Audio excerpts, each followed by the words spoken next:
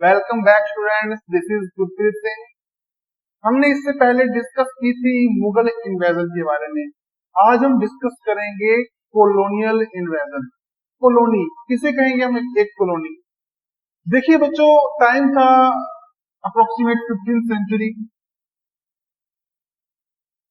India की prosperity सबसे ज्यादा थी ऑल ऑफ वर्ल्ड में। कैसे?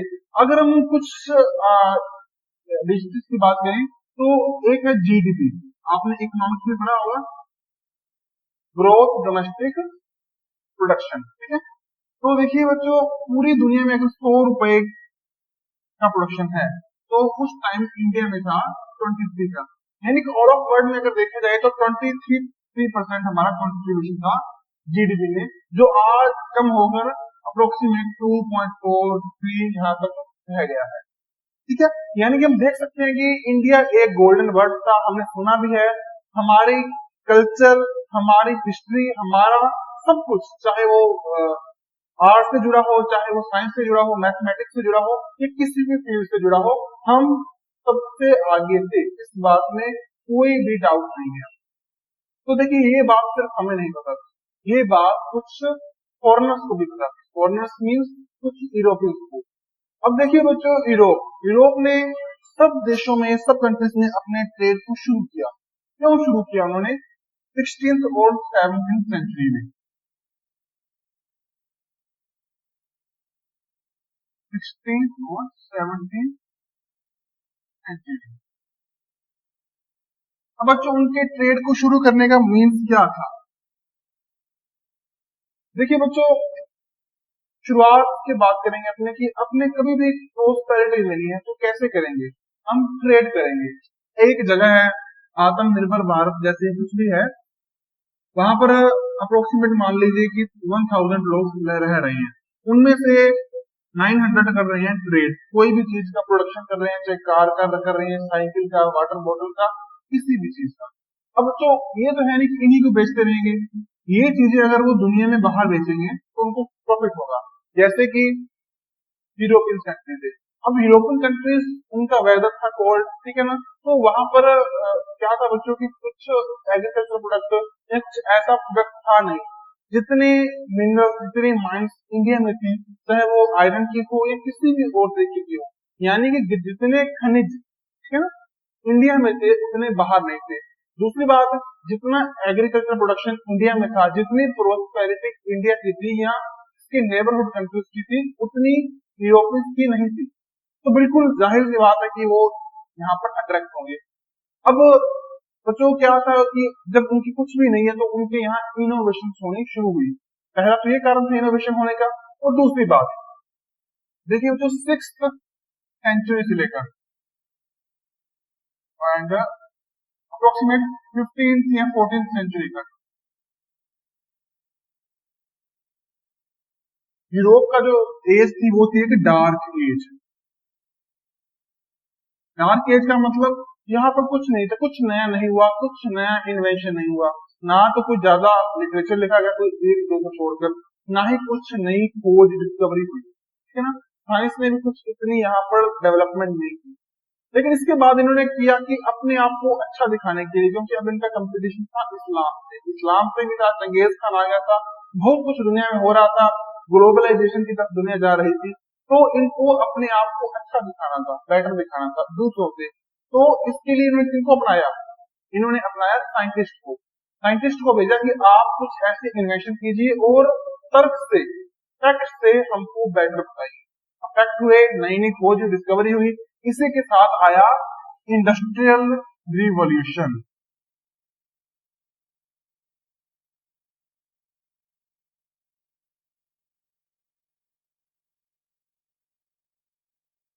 कुछ इंडस्ट्रियल रिवोल्यूशन का मीन क्या है कि वहां पर इंडस्ट्रीज बननी शुरू हो गई। अब इंडस्ट्री से क्या होगा? प्रोडक्शन बढ़ेगा। अब प्रोडक्शन बढ़ेगा तो उसको बेचेंगे बाहर, ठीक है ना, इससे इनकम ज्यादा होगी। इनकम ज्यादा होगी तो भाई प्रोस्पेरिटी तो अच्छी होगी ही।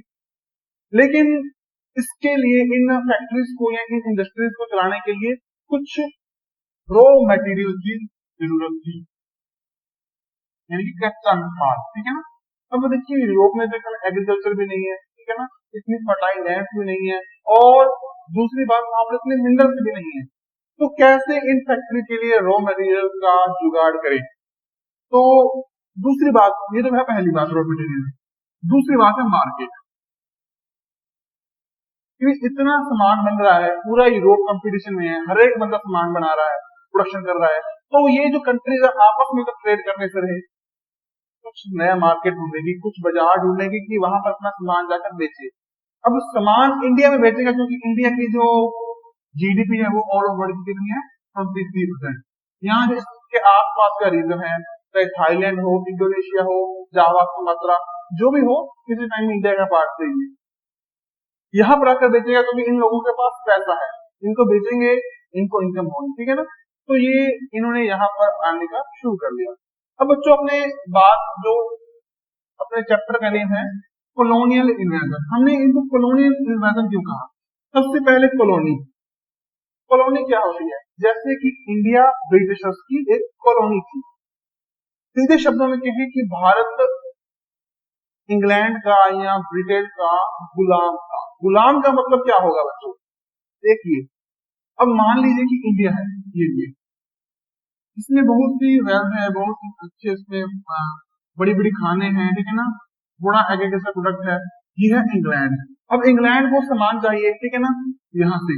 अब दो तरीके, एक तो यहाँ पर आए, यहाँ से परचेज करें, जो मार्केट रेट होगा उससे परचेज करेगा, हो सकता है कुछ 2-4% डिस्काउंट मिल जाए, लेकिन इसके लिए इसको उस लेवल पर आने में बहुत टाइम लग जाएगा, ठीक है ना। मान लो उसने 100 रुपए लगा के फैक्ट्री शुरू की, ठीक है, अब उनसे चाहे उधार ले लें, कुछ भी कर ले, कितनी भी मेहनत कर ले, लेकिन एक टाइम के बाद मान लो 200 रुपए आने में चाहे कितना भी कंपटीशन हो, 10 साल 20 साल लगेंगे, ठीक है ना। लेकिन अगर इस पूरी जगह के रिसोर्सेज किसी के हो जाए, अब ये कैसे होंगे कि ये इसको जीत ले या इसको अपना गुलाम बना ले। अब देखो बच्चों, इंडिया की अब आबादी है, इसकी पॉपुलेशन मान लो है 36 करोड़, ओके। इंग्लैंड की मान लीजिए 4 करोड़, तो 4 करोड़ लोग यहाँ पर भी रहेंगे कुछ तो मान लें कि 1 या 2 लाख बाहर भी चले गए, तो इतने लोग इतने बड़े देश को कैसे कॉन्कर कर सकते हैं, कैसे इस पर कंट्रोल कर सकते हैं? तो एक तरीका है कि यहाँ पर जाएं, पहले ट्रेड के बहाने जाएं, धीरे धीरे वहां की जो सत्ता है, वहां की पावर है, उसको अपने हाथ में ले लें, ठीक है ना। उसके जो टॉप लीडरशिप है, जो उसके टॉप अथॉरिटी है, टॉप के पद है, पोस्ट है, उन पर अपना कब्जा कर ले, वहां पर खुद रूल करने लग जाए, वहां के रूरल बन जाए, तो फिर वहां की पूरे जो स्ट्रक्चर है उसको कब्जा इनका हो जाएगा ब्रिटिशर्स का, ठीक है ना। सिर्फ ब्रिटिशर्स नहीं है इसमें, इसमें यूरोप के बहुत से और कंट्रीज भी हैं जिनकी अपने बात आगे करेंगे। पहला तो कारण था ये जो कहेंगे अपने इकोनॉमिकल कॉज, जिसके कारण ये इकोनॉमिकल इन्वेंशन हुआ, ये था फर्स्ट। सेकंड, सेकंड था पॉलिटिकल, पॉलिटिकल कहें या एम्पीरियलिज्म, ठीक है ना। हर बंदा चाहता है कि उसका जो एम्पायर है वो एक्सपेंड करे, बड़ा हो जाए। अब इंग्लैंड तो इतना बच्चू सा है, उसको बड़ा करना है, अपना एम्पायर एक्सपेंड करनी है अपनी टेरिटरी को, तो कैसे करेगा? नए नए कंट्री पर इन्वेजन करे और वहां पर रूल करे। तो दूसरा कारण है डिप्लोमेटिक या पॉलिटिकल। थर्ड, थर्ड है रिलीजियस। देखिए, हर बंदा अपने धर्म से, अपने रिलीजन से प्यार करता है। ज्यादातर ये चीज देखने होगा कि ये जो थीस्ट है वो बिल्कुल करेंगे।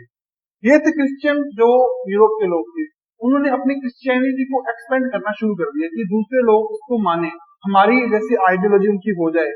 अगर आइडियोलॉजी एक जैसी होगी तो कॉन्फ्लिक्ट नहीं होंगे, ठीक है ना।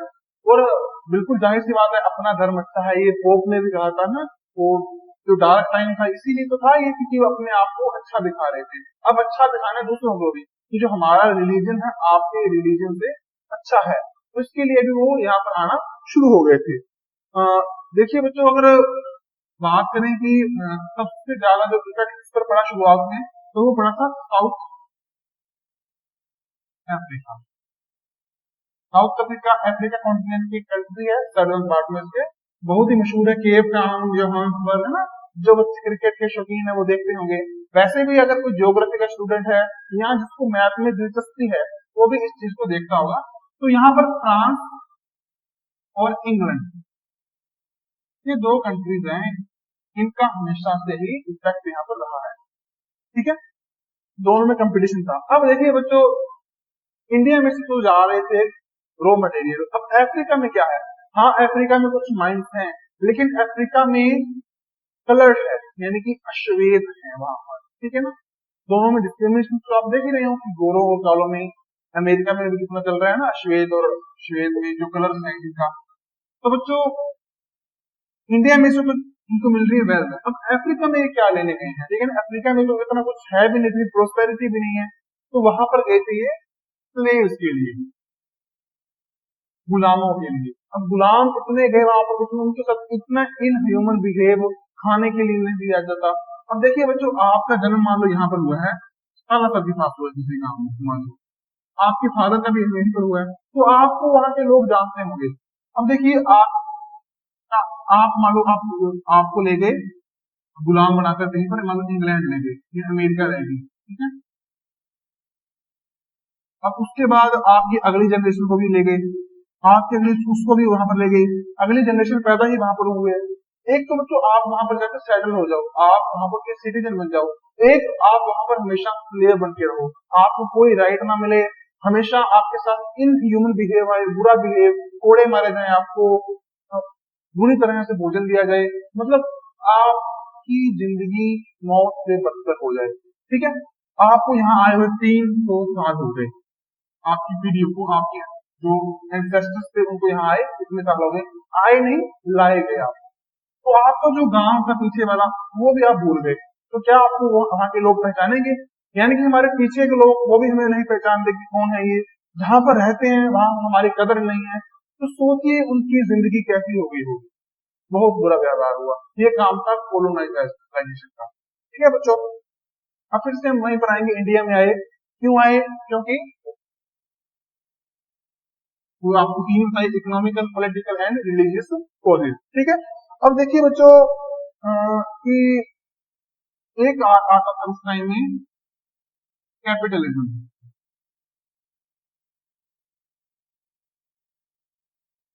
कैपिटलिज्म का क्या मीन है? पूंजीवाद से कहते हैं, इसको बढ़ावा देना। कैसे? अब जो इंडस्ट्री लगेगी तो उस इंडस्ट्री से कितना पैसा आएगा, वो सिर्फ इंडस्ट्री के पास आएगा, वो पैसा बढ़ जाएगा। ठीक है ना, अब इंडस्ट्रियल के पास कितना पैसा है, जो उद्योगपति है उसके पास बहुत पैसा है, लेकिन उसके साथ साथ छोटे छोटे लेबरर्स हैं, वो अपना टाइम पास मुश्किल से कर रहे हैं। अब दो इसमें पक्ष हैं, दो साइड्स हैं, जो कि कैपिटलिज्म को बुरा बताते हैं। वो कहते हैं कि इससे अमीर और गरीब के विचाले जो डेप्थ है वो ज्यादा होगा, खाई ज्यादा चोरी हो जाएगी। ठीक है, क्योंकि अमीर और अमीर बन जाएंगे, गरीब और गरीब गरीब बन जाएंगे, इन्हीं के पास पैसा होगा। अब इतने पैसे का करेंगे क्या? अब इनको तो इनकी जो बेसिक फैसिलिटी है, मेडिकल है, इंश्योरेंस है, एजुकेशन है, फूड है, वही नहीं मिलती, और इनके पास इतना है कि भाई बड़ा ऐश कर रहे हैं, लाखों करोड़, बड़े बड़े बंगले, बड़े नौकर चाकर। तो ये डिस्क्रिमिनेशन इससे आ जाता है। बल्कि जो इसके समर्थन नहीं है, वो क्या कहते हैं कि देखो इनको बेसिक फैसिलिटी दी जाएगी, लेकिन अगर कैपिटलिज्म हो, अगर किसी के पास ज्यादा पैसा हो, एक बंदे के पास या कुछ लोगों के पास बहुत ज्यादा पैसा हो, तो वो हमारी इकोनॉमिकल कंडीशन के लिए ठीक है, हमारे देश की, हमारे कॉन्टिनेंट की। क्योंकि अगर कभी कोई ट्रेजडी आ जाए तो ये हमें बचा लेंगे, इनके पास पैसा होगा, या और भी इसके साथ साथ बहुत रीजन दिए जाते हैं। तो उस टाइम जो कैपिटलिज्म था वो पीक पर था, हर देश कैपिटलिस्ट बनना चाहता था, यानी कि उसके पास पैसा होगा। पैसा कैसे आएगा? जब कमाई होगी। तो कैपिटलिज्म को पूरा करने के लिए भी जो कॉलोनियल इन्वेजन हुआ था। अब बच्चों, एक ना कुछ बच्चों ने पूछा था मुझसे कि ये सर इन्वेजन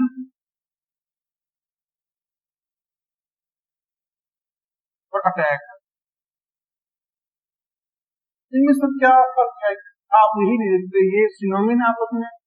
देखो बच्चों, हाँ ये सिनोमिन है, लेकिन कभी भी किसी एक प्रायवाची सिनोमिन को दूसरे शब्द की जगह, दूसरे वर्ड की जगह 100% रिप्लेस नहीं कर सकते। अगर ऐसा कर सकते तो एक ही वर्ड बन जाता है ना। तो ये इन्होंने दो वर्ड क्यों बनाए हैं, इसके बारे में हमें जानेंगे। देखो, अटैक करना होता है किसी पर सिर्फ अटैक करना, उस पर हमला करना। ठीक है ना, ये है आक्रमण, अगर भाषा में कहें, हिंदी में ये है हमला। अब फर्क क्या है? देखो, तो ये दो लोग हैं, दो बच्चे हैं, इनकी किसी पेंसिल के लिए लड़ाई होगी तो इसने इस पर हमला कर दिया, ये है अटैक। लेकिन जब एक किंगडम दूसरे किंगडम पर अटैक करेगा, जरूरी नहीं है वो अटैक करे, वो ज्यादातर करेगा इन्वेजन। क्योंकि इन्वेजन का मकसद होता है वहां की प्रोस्पेरिटी जो है, वहां की वेल्थ है, उस पर कब्जा करना, या कब्जा भी ना करना तो उनको अपने नीचे झुकाना और उनसे कुछ ना कुछ साल का ट्रीटी करके कुछ ना कुछ उनसे प्रॉफिट लेना, ठीक है ना। यानी कि इनका मकसद होता है प्रॉफिट लेना, या उस पर एम्पीरियलिज्म, साम्राज्यवाद, ये सब। अब कॉलोनियल थे जो ब्रिटिशर्स आए, उन्होंने इंडिया पर कब्जा कर लिया। कब्जा करने के लिए आए थे ना, इसीलिए इसे कहेंगे अपने इन्वेजन। ये नहीं था कि अपने को लड़ाई थी उनकी पुरानी, अपने को सिर्फ मार पीट कर वापस चले जाएंगे, ऐसा कुछ नहीं था। ये फर्क है अटैक और इन्वेजन है। आप कुछ जगह पर ये हम एक दूसरे की जगह अपने इसको रिप्लेस कर सकते हैं, लेकिन हर जगह नहीं। जैसे बच्चों आपको एक उदाहरण दूं, आस्था और विश्वास, ये दो चीज है, ठीक है। अब कुछ कहते हैं कि प्राइवेसी है, बिल्कुल है, लेकिन हम इसको 100% सिचुएशन में एक दूसरे का साथ रिप्लेस नहीं कर सकते, क्योंकि बच्चों अब देखिए कि मुझे भगवान में आस्था है, मुझे भगवान में विश्वास है, बिल्कुल ठीक है, दोनों ही कंडीशन ठीक है। लेकिन अपने ये है कि मुझे विश्वास है कि आज बारिश जरूर होगी, ठीक है। लेकिन अगर ये कहेंगे मुझे आस्था है कि आज बारिश जरूर होगी, तो ये ना थोड़ा गलत हो गया, थोड़ा क्या पूरा ही गलत हो गया। यानी कि कभी भी दो वर्ड को 100% एक दूसरे की जगह रिप्लेस नहीं किया जा सकता, चाहे वो सिनोनिम भी क्यों ना हो, ठीक है ना। इसी तरह से अटैक और इन्वेजन, लगता है मुझे आपको ये समझ आ गया होगा क्या फर्क है। तो फिर से आएंगे अपने वो कॉलोनाइजेशन पर, जो हमारा औपनिवेशवाद है जिसे अपने कहते हैं। तो बच्चों अब बात करेंगे अपने कि 17वीं सेंचुरी तक जो इंडिया था वो काफी प्रोस्पेरस था। इसका अपने कुछ स्कॉलर्स है उन्होंने बताया है, जैसे एडम स्मिथ, वर्नियर और टेवनियर, इन्होंने बताया है कि 7th सेंचुरी में और 17th सेंचुरी में इंडिया कितना अच्छा था। और इन्होंने कुछ लोगों ने बताया है कॉज कि जो ब्रिटिशर्स थे या जो यूरोपियंस थे, उन्होंने इंडिया पर इन्वेजन क्यों किया। उन्होंने बताया कि इनको सिविलाइज करने के लिए, सिविलाइजेशन के लिए, इनको सभ्य बनाने के लिए, इनको मैनरेबल बनाने के लिए। तो क्या हम पहले मैनरेबल नहीं थे? देखिए हमारी हिस्ट्री, चाहे मेडली हिस्ट्री, चाहे पुरानी हिस्ट्री की बात कर लें, एशियन हिस्ट्री की बात कर लें, हर जगह यही बात है। वेद पुराण हमारे कितने अच्छे हैं, हमें कितने मैनर सिखाते हैं। उसके बाद आर्यभट्ट, वाघभट्ट, कितने ही उस टाइम में इतने बड़े बड़े जो साइंटिस्ट हैं या मैथमेटिशियंस हैं हुए, जिन्होंने हमें कितनी थ्योरीज दी। क्या ये हमारे हिस्ट्री का कोई एक ब्राइट एंगल नहीं है? बौद्ध हुए, जैन हुए, उन्होंने कितनी अच्छी शिक्षाएं दी, वेदों में कितनी अच्छी बातें लिखी गई हैं। क्या वो हमारी ब्राइट हिस्ट्री का एंगल नहीं है, उसका पार्ट नहीं है? स्वामी विवेकानंद, आर्य, चलो ये तो बात की बात है। उससे पहले हमारे कितने लोग हुए जिन्होंने इंडिया को मैनरेबल बताया, पूरी दुनिया को ज्ञान देने वाला, उसका विश्व गुरु। पूरी दुनिया, चाहे वो इस्लामिक स्टेट हो, वहां पर भी हमारे एथिक्स का, हमारे टेक्स्ट, हमारे ग्रंथों का ट्रांसलेट हुआ, हमारी भगवत गीता का ट्रांसलेट हुआ। क्यों? अगर उनको कुछ अच्छा लगा तभी हुआ। तो फिर ये क्या बात हुई कि जो यूरोपियंस थे वो हमें मैनरेबल या हमें सिविल बनाना चाहते हैं, हमें सभ्य बनाना चाहते हैं। क्या हम बिगड़े हुए थे? ऐसा बिल्कुल भी नहीं है, ये उनका बहाना। हर व्यक्ति अपने आप को खामखा समझता है। ऐसे ही ब्रिटिशर्स थे, वो अपने आप को खामखा समझ रहे थे कि जो अकल है हमें है। देखिए बच्चों, आज के समाज में भी कुछ ऐसी भी स्थिति बन चुकी है हमारी कि हम जो वेस्टर्न कल्चर है ना, उसको हम डेवलपमेंट मानते हैं। कैसे बच्चों? कि हमने अगर वेस्टर्न कपड़े पहन लिए तो हम डेवलप हैं, अगर हम वेस्टर्न लैंग्वेज बोल रहे हैं तो हम डेवलप हैं। तो क्या ऐसा है? अगर हम इंग्लिश बोल रहे ना किसी रेस्टोरेंट में जाकर, तो हाँ भाई बड़ा बंदा पढ़ा लिखा है। अगर हम हिंदी में या बागड़ी में या पंजाबी में बात करें तो भाई अनपढ़ बंदा है, इसको तो मैनर्स ही नहीं है कैसे बात करनी है। क्या बच्चों कोई लैंग्वेज किसी के पढ़े लिखे होने का या किसी के मेमोरेबल होने का इंडिकेशन करेगी? ये बात जरूर है कि हर भाषा सीखनी चाहिए, लेकिन इसका तात्पर्य, इसका मीन ये तो नहीं है कि हिंदी इंग्लिश बुरी है, वो अपने हिंदी राजस्थानी या पंजाबी बुरी है।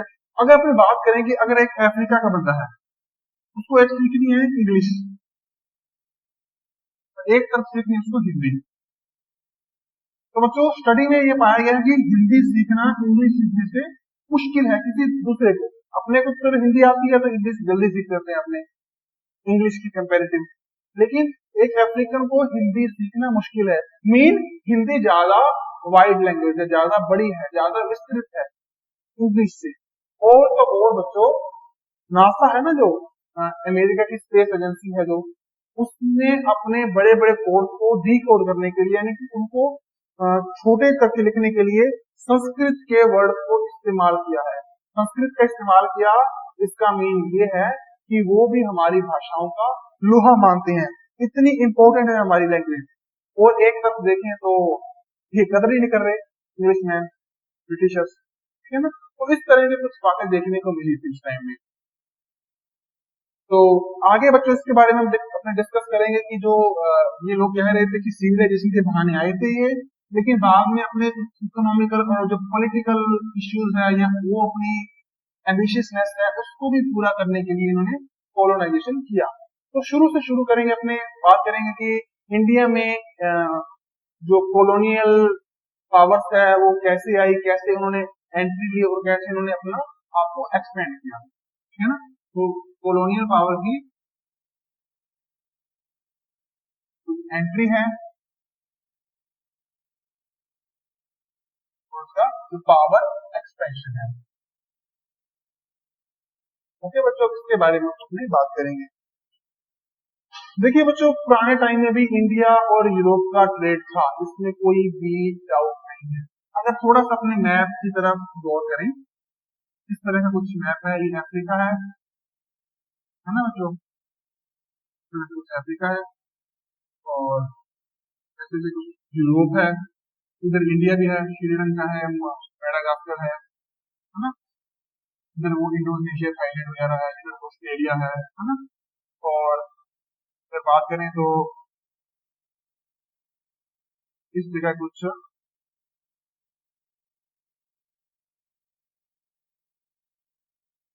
इस तरह से कुछ हमारे वर्ल्ड का मैप है।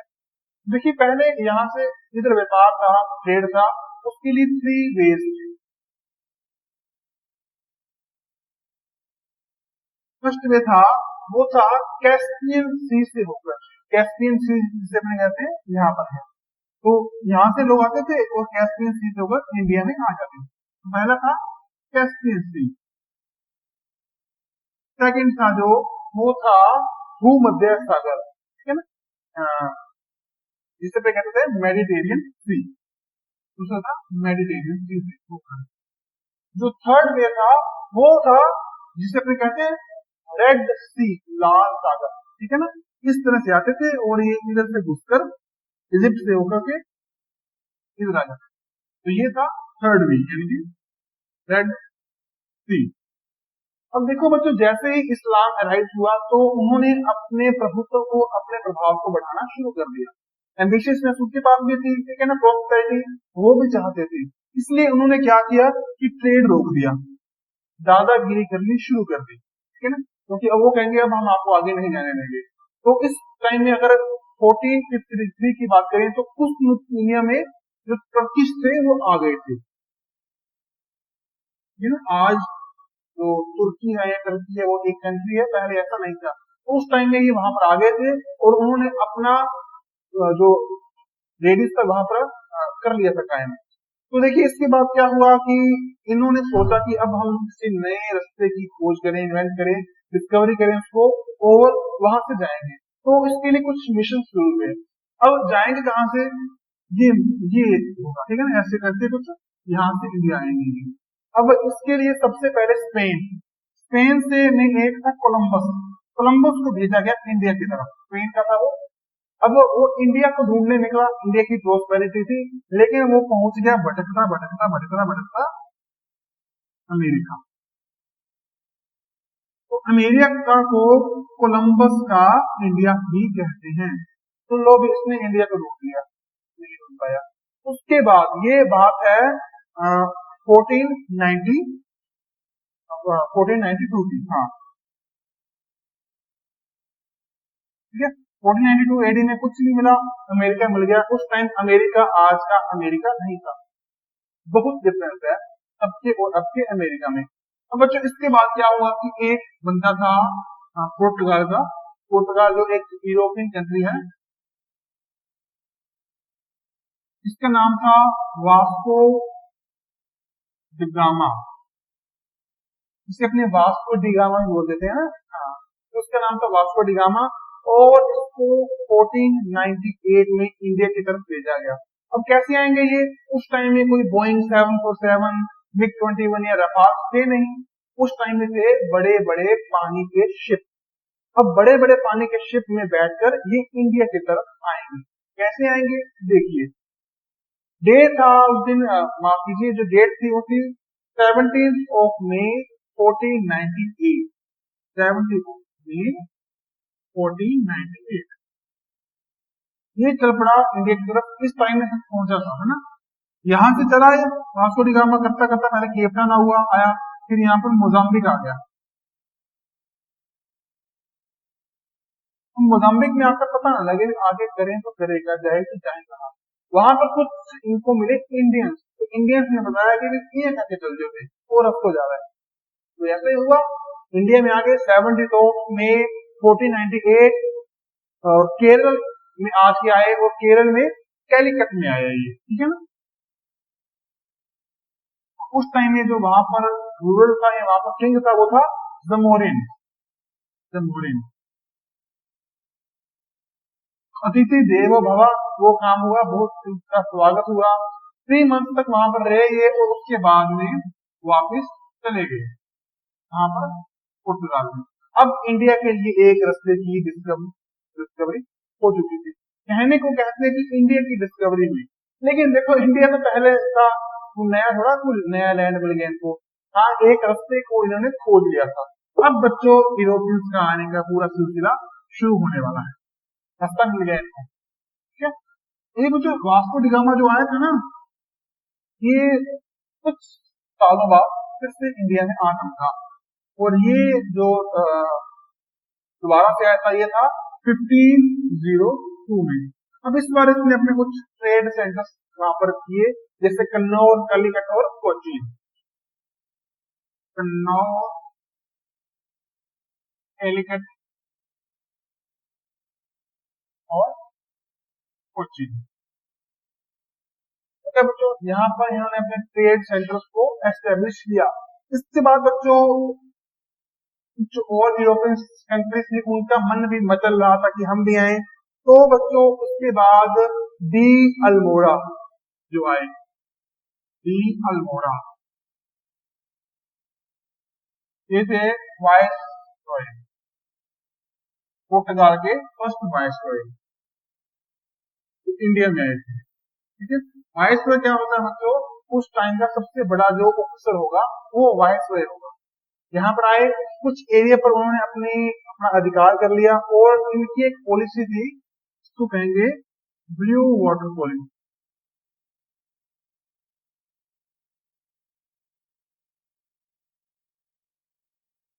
ओके बच्चों, और इनके बाद आए जो दूसरे वाइसरॉय आए थे वो थे Alphonso D all बुकर्क, Alphonso D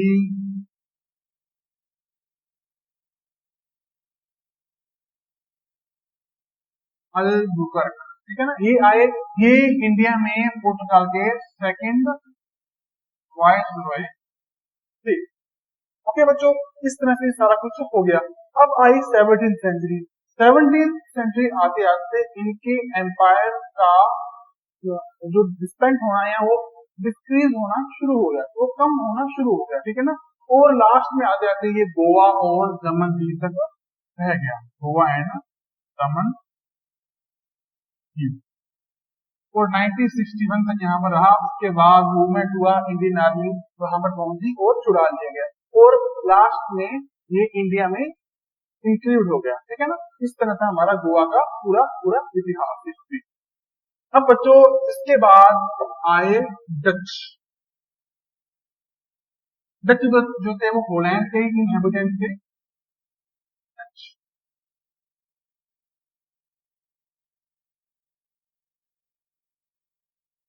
बच्चों डच इंडिया में आए 1602 में और अपनी कंपनी को एस्टेब्लिश किया। इसका नाम था डच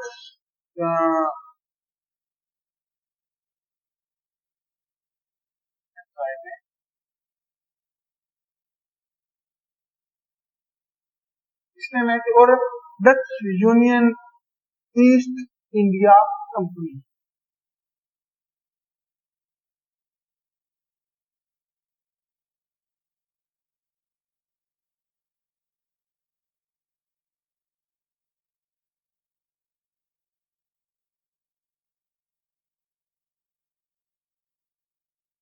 ओके बच्चों इस कंपनी ने आकर यहाँ पर अपना काम करना शुरू कर दिया और इसको एक स्पेशल राइट दिया गया कि अब इसकी मोनोपोली होगी यहाँ पर, ठीक है ना। यानी कि सिर्फ यही होगा, इसका एकाधिकार होगा। इसने आकर यहाँ पर बांटम, मलक्का, जावा और सुमात्रा में काम किया। बांटम इंडिया में, आज के इंडिया में नहीं है, आज के इंडिया से बाहर है, लेकिन उस टाइम में इंडिया की टेरिटरी में थे बांटम, सुमात्रा, जावा। और इंडिया की बात करें तो मछलीपट्टनम और उसके अलावा निजामपट्टनम में इन्होंने अपने ट्रेड सेंटर एस्टेब्लिश किए। मछलीपट्टनम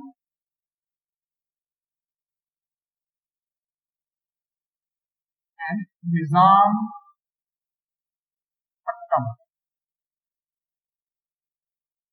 ओके बच्चों इस तरह से काम कर रहे थे अपना, लेकिन ज्यादातर काम इनका चला नहीं। 1622 का ईयर और इंडोनेशिया, यहाँ पर ब्रिटिशर्स आए और इनको डिफीट कर दिया, ठीक है ना।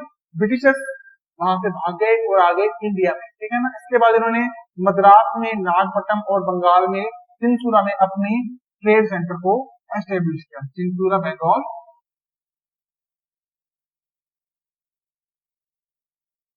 नागपट्टनम, ठीक है। नागपट्टनम है मद्रास, आजकल तमिलनाडु। ओके बच्चों इस तरह से इन्होंने अपनी टेरिटरी को किया। इसके बाद अपनी बात करेंगे डेनमार्क। डेनमार्क इन्होंने सबसे पहले आता ही तंजोर में अपने आप को एस्टेब्लिश किया।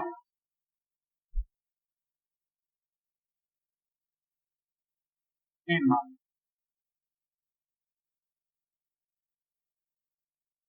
तंजौर।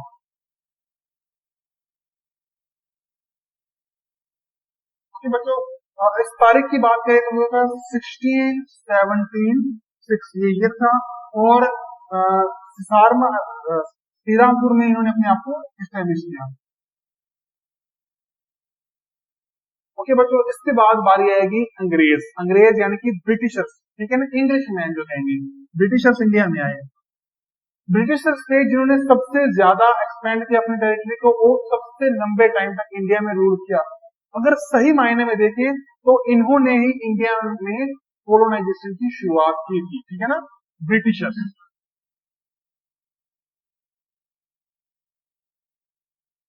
अब देखो ब्रिटिशर्स की शुरुआत आने की कहां से हुई, 1588। अब अभी जा रहे हैं इंडिया में तो भी इंग्लैंड का मन ही मच लेगा, ठीक है।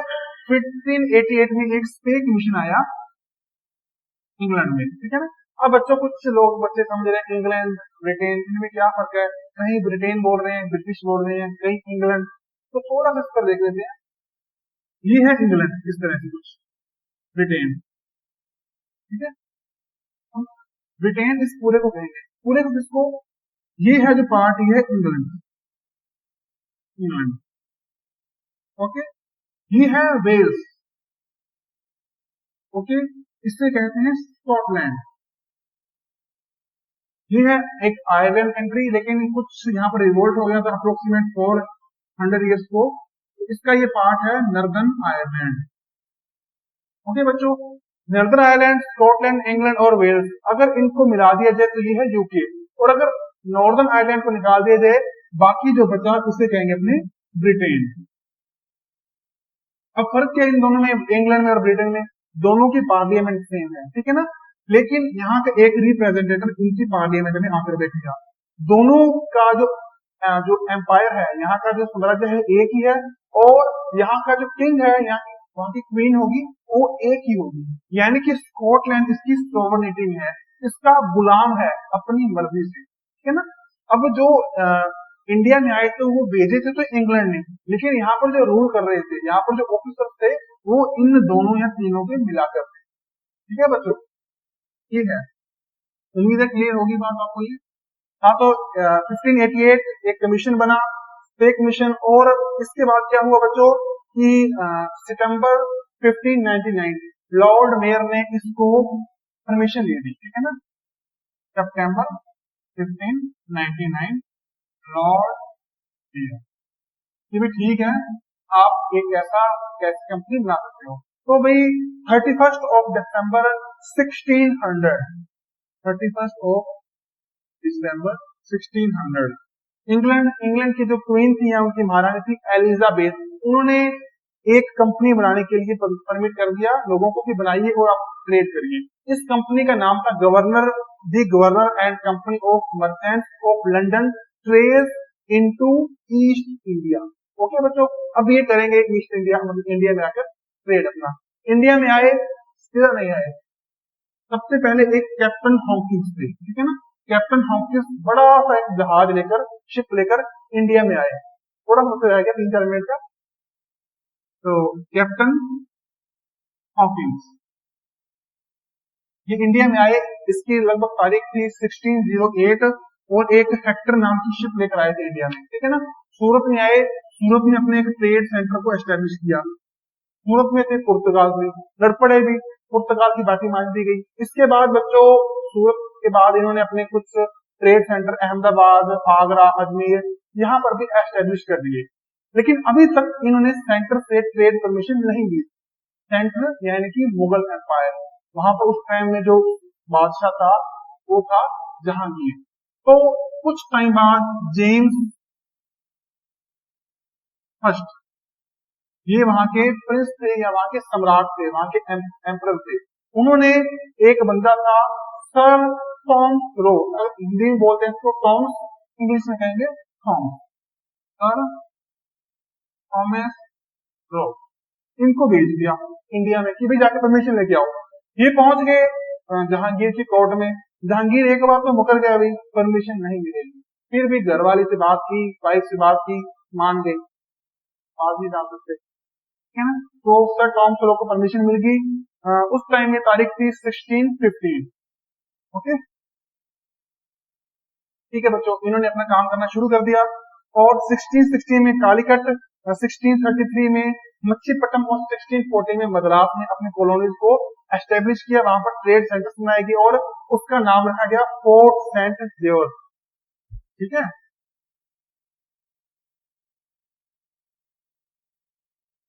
इसके बाद बच्चों चार्ल्स सेकंड आए पुर्तगाल में, ठीक है ना। जो पुर्तगाल के में एक प्रिंसेस थी, उनके साथ चार्ल्स सेकंड जो इंग्लैंड के थे, उन्होंने शादी कर ली बॉम्बे पोर्ट, इनको मिल गया दहेज में। 1661 में 10 पाउंड यानी कि 10 पाउंड एनुअली चार्ज पर इनको बॉम्बे मिल गया, बढ़िया ट्रेड कर रहे हैं वहां पर। 1651 में हुगली और 1696 में कैलकाटा में इन्होंने ट्रेड सेंटर एस्टेब्लिश किया, यानी कि 1651 और 1696 इन ट्रेड सेंटर्स को नाम दिया गया फोर्ट विलियम, ओके। ये सब कुछ चल रहा था।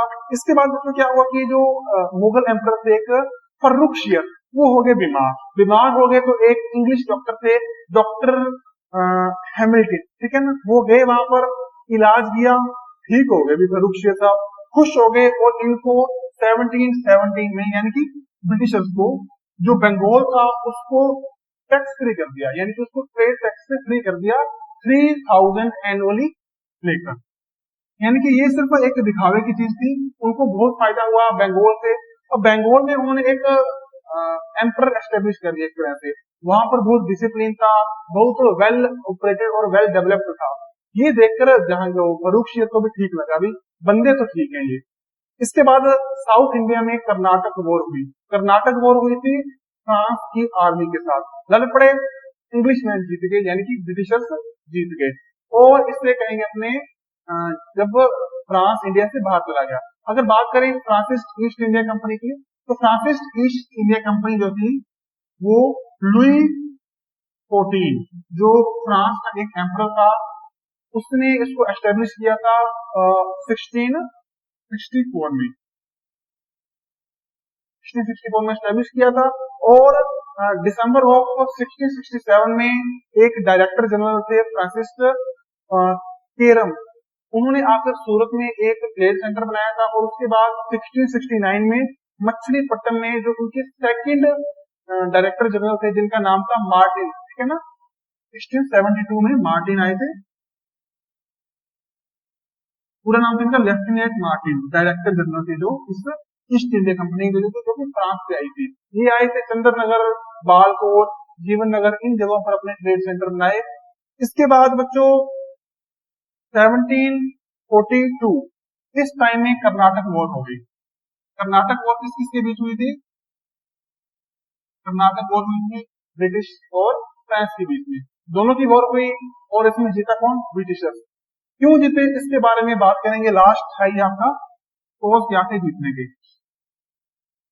ब्रिटिशर्स के जीतने का सबसे खास कोज था कि जो ब्रिटिश कंपनी थी ईस्ट इंडिया कंपनी वो एक प्राइवेट कंपनी थी, ठीक है ना, प्राइवेट कंपनी। और जो फ्रांस की कंपनी थी वो एक गवर्नमेंट कंपनी थी। अब गवर्नमेंट को पूछने के लिए फ्रांस में बात करनी पड़ेगी, ठीक है ना, इससे काम डिले हो गया तो वो हार गए। दूसरी बात कि उनका जो टॉप लीडर था फ्रांस का, ठीक है ना, जो वॉयसरॉय था, उसको एंड टाइम पर फ्रांस में वापस बुला लिया गया। अब लीडर वापस चला गया तो लड़ाई कैसे होगी। तीसरी बात कि जो फ्रांस के लोग थे उन्होंने अपना ट्रेड बंद कर दिया था वॉर में, बल्कि इंग्लैंड में चालू रखा था। चौथी बात की जो इंग्लैंड था उसके पास बंगाल था, बंगाल की प्रोस्पेरिटी एग्रीकल्चर में बहुत अच्छी थी, वहां पे खाने पीने का सामान आ रहा था तो ठीक है। और लास्ट बात कि जो फ्रांस की आर्मी थी उनका आपस में कोऑर्डिनेशन नहीं था। ये था बच्चों आज का लेक्चर। इसके अगले लेक्चर में अपने थोड़ा सा और देखेंगे। Thank you.